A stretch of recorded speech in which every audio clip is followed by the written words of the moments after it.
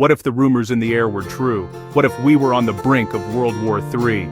This isn't just a question to stir up fear or to create a sensational headline.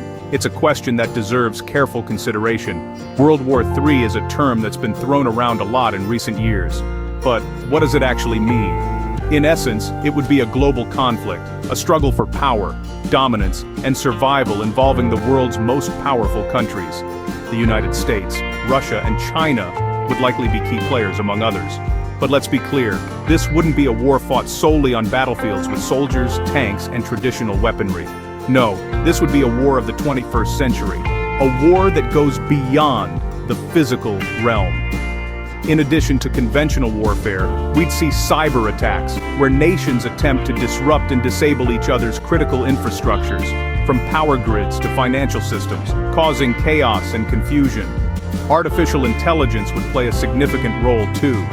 AI-powered drones and other autonomous weapons could be deployed, making split-second decisions that no human could. The boundaries of warfare would be stretched like never before. And then, there's the nuclear threat. The atomic bombings of Hiroshima and Nagasaki in 1945, the only use of nuclear weapons in warfare to date, showed the world the devastating power of these weapons. Today, they're thousands of times more powerful. The potential for destruction is unimaginable. World War III would not just be a war of armies, but a war of technology, strategy, and global power. It's a sobering thought, one that should make us all pause and reflect. After all, the future of our world could hang in the balance. The most significant and terrifying aspect of a potential World War III is undoubtedly the nuclear threat. As we delve into the chilling notion of such a conflict, we cannot ignore the shadow cast by the atomic bombings of Hiroshima and Nagasaki in 1945. These bombings, the first and only use of nuclear weapons in warfare, resulted in the deaths of over 200,000 people and left physical and psychological scars that persist to this day. But let's make no mistake, the nuclear weapons of today are not the atomic bombs of 1945. They are far more destructive, far more deadly. The power of today's nuclear weapons is staggering, with a single bomb capable of obliterating an entire city, wiping out millions of lives in an instant, and leaving a radioactive fallout that would linger for generations. Let's consider for a moment the consequences of a nuclear war. It's not just about the immediate devastation, as mind-numbing as that is. The fallout from nuclear detonations would have far-reaching effects on the environment, the climate, and the very fabric of life on Earth. Nuclear winter, a period of severe global cooling caused by nuclear war, could plunge the Earth into an unprecedented environmental crisis, threatening the survival of humanity. Even if a full-scale nuclear war is averted, the use of even a small number of nuclear weapons could have catastrophic consequences.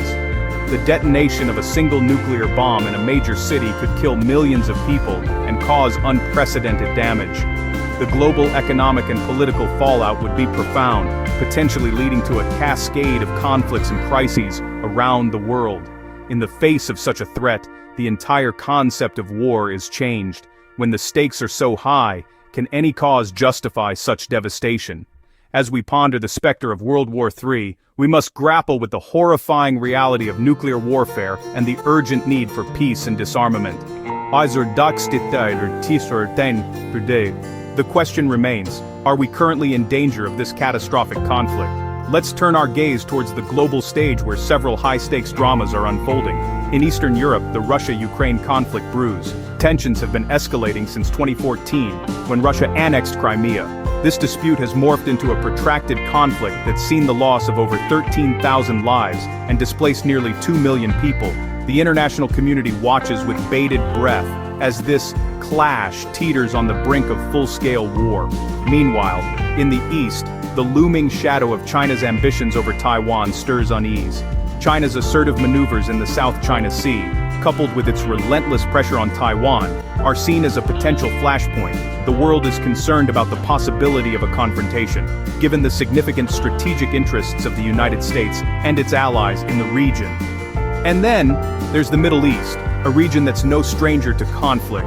The ongoing tensions between Iran and Saudi Arabia, the Israel-Palestine issue, and the instability in Syria and Yemen all add to a complex and volatile mix. These are not isolated incidents but interconnected pieces of a vast global puzzle. the danger lies not just in these individual conflicts, but in how they could potentially cascade into a larger, more devastating war. Each skirmish, each diplomatic fallout, each act of aggression echoes across the world, influencing and being influenced by the global power dynamics. But it's important to remember that tensions do not always lead to war. Diplomacy, dialogue, and international cooperation have averted many a crisis. The world has seen periods of tension before, and we've learned that peace is not a given, but something we must continually strive for. These tensions are a reminder that peace is a fragile construct, and the responsibility of maintaining that peace falls on all of us, from world leaders to ordinary citizens. The choices we make, the voices we raise, and the actions we take all contribute to the shaping of our world's future. But is war the inevitable conclusion to these tensions? This question rings in the minds of many. It's a question that spawns from the web of global tensions, a question that stirs unease. However, there's a glimmer of hope in this disquiet. Many experts, those well-versed in the complex dynamics of international relations, argue that World War III can be avoided. Yes, the global stage is fraught with tension, but it doesn't have to culminate in a global war. In fact, the consensus among these experts is that a war of such magnitude is not only avoidable, but also highly undesirable. Let's delve into why. When we talk about war, we're not just talking about the immediate, obvious devastation. We're talking about potential losses on a scale that is difficult to comprehend. For the nations involved, a war of this magnitude could lead to an economic collapse. The global economy, an intricate tapestry of interdependencies, could unravel at the seams. This could plunge nations into a state of economic turmoil, a state from which recovery could take decades or even centuries. And then, there's the most devastating loss of all: human lives. Millions, potentially billions of lives hang in the balance. The cost of war is measured not only in the lives of those who fight, but also in those of the civilians caught in the crossfire. The loss of human life, the destruction of homes, communities, cultures. These are the real costs of war. So, is war inevitable? In the face of escalating tensions, it may seem so. But the truth is, it's not a certainty.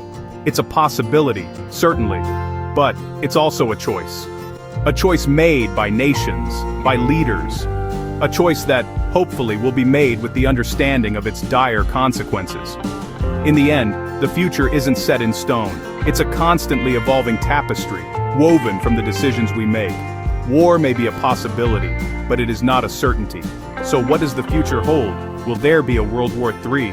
This is a question that hangs heavy on the minds of many, and it's a question that no one can answer with absolute certainty. You see, predicting the future, especially one as complex and multifaceted as global politics, is no easy task. It's like trying to foresee the path of a leaf in a storm. There are simply too many variables at play.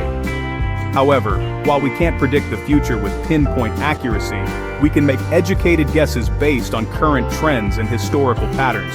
And unfortunately, the patterns we see today are causing concern. Increased tensions between nations, escalating conflicts, and the rise of aggressive rhetoric all point towards a potentially volatile future. But let's be clear, a volatile future doesn't necessarily mean a future marred by world war. We have the tools and the knowledge to prevent such a catastrophe.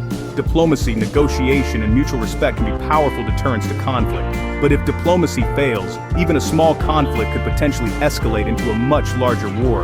Imagine a single spark in a dry forest. That spark in itself is harmless, but if it lands on a pile of dry leaves, it can ignite a fire. If that fire is not controlled, it can spread, consuming the entire forest. Similarly, a small conflict can escalate, engulfing nations and potentially leading us into another world war.